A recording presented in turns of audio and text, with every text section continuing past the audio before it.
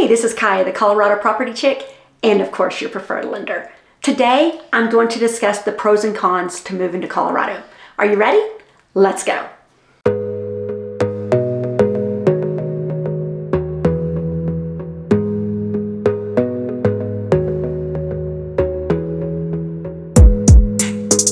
Initially, many people are drawn to Colorado because of its beauty and climate. Colorado has one of the most beautiful natural landscapes in the world. It has mountains, plains, deserts, sand dunes, canyons, lakes, rivers, you name it, it's probably here. One great thing about Colorado is 1/3 of its land is owned by the government and placed into state and national parks. So there will always be open land that allows for activities with no development. Most people that move to Colorado do so because of the outdoor activities, lifestyle, and climate. Colorado offers diverse recreational options for all seasons and all athletic abilities.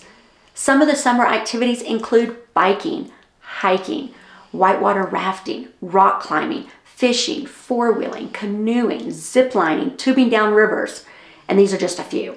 And the winter activities are just as great. Ice skating, tubing, skiing, snowmobiling, snowshoeing, snowboarding, biking, hot springs, and there's even more.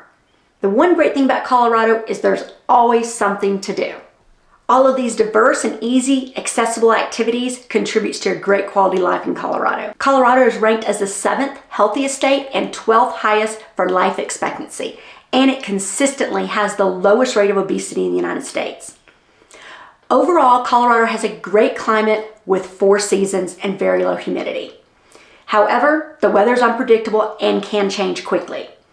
The low humidity is great, but you will need to drink more water and make sure to always have hand lotion and lip balm close by. You will need it. Colorado has over 300 days of sunshine a year. The summers can get a little warm in the lower regions, and in the winters, it can get a little cold in the higher regions. But the low humidity makes the heat not feel so hot and the cold not feel so cold. I'm from Texas, the Houston area. I would compare 30 degrees in the Denver area to about 45 degrees in the Houston area. In Houston at 45 degrees, it was a bone-chilling cold. I don't get that here. So the cold's not really that bad. It does snow in many of the areas in Colorado, even in the lower areas. There can be snow on the ground for up to 6 months of the year. So if you don't like snow, Colorado may not be the best fit for you. One thing that can be a negative for some people is the effect from the higher elevation. It can cause higher blood pressure, and with the lower oxygen intake, it can cause headaches and an overall bad feeling. Most people will adjust in about 2 weeks, but there are some that never quite feel well in the higher elevations. If you're considering moving to Colorado, I would definitely recommend you spend a few weeks here to make sure you feel okay. Another benefit to Colorado is its location within the United States.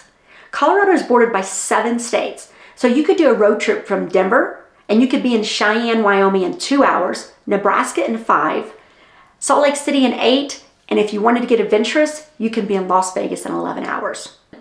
If you prefer to fly, there are a lot of nonstop flights from Denver to almost everywhere. Colorado has a strong economy, and over the last decade, has experienced continuous population growth.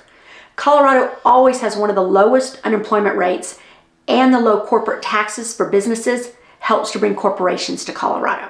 The population growth has been great for the economy, but it is causing overpopulation in some of the larger cities, increased homeless population, more air pollution, and heavier traffic.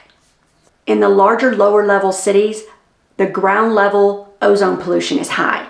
This can cause problems for people that have breathing issues such as asthma. So if you're considering moving to a city like Denver, you may want to check it out before moving here.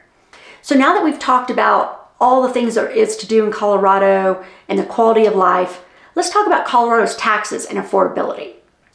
Colorado does have a flat state income tax of 4.4%. This means everybody pays the same percentage of taxes independent of income. State income tax can be seen as a negative if you're coming from a state that has no state income tax. But the great thing that helps to balance out Colorado's income tax is that Colorado has the 3rd lowest property taxes in the nation as of 2022. Depending on where you're moving from, this can make a huge difference in your monthly taxes and your house note. So this can be a difference of $200 or thousands of dollars a month, depending on your price point of your house and where you're moving from. I did a video a few weeks ago about Colorado property taxes, and I broke this down with examples. If you're interested in more information, the link is in the show description. Colorado was ranked 9th lowest for overall effective state and local sales tax in 2022. Now, it sounds like taxes are low and it's great, but unfortunately, don't let this fool you. Colorado is not a cheap place to live. Well, most of Colorado is not a cheap place to live due to the high home prices and the overall cost of everything. Depending on where you're moving from, everything may seem expensive, or it may seem average, or it may seem cheap.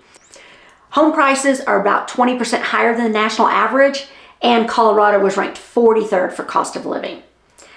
I guess the silver lining is that home prices are going down, the market's turning into a buyer's market. So if you can find a decent house with an acceptable price, and if you feel your interest rate's too high, the market's going to go down, the rates are going to go down, they fluctuate. When they go down, you refinance. Due to the great quality of life, low property taxes, and since Colorado offers tax exemption for retirement income, Colorado is becoming more and more appealing to many retirees.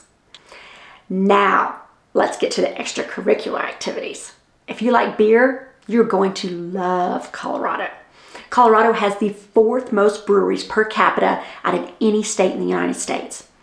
You can drink your small batch craft beer while watching one of Colorado's many professional sports teams, or you can relax while indulging in Colorado's legal cannabis. In late 2022, Colorado also passed a law stating that it's okay to consume magic mushroom. I'm not sure about that, but it's a new law.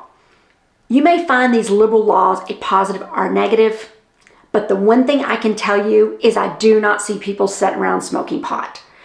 I have a 14-year-old boy. If I did, I would not live here.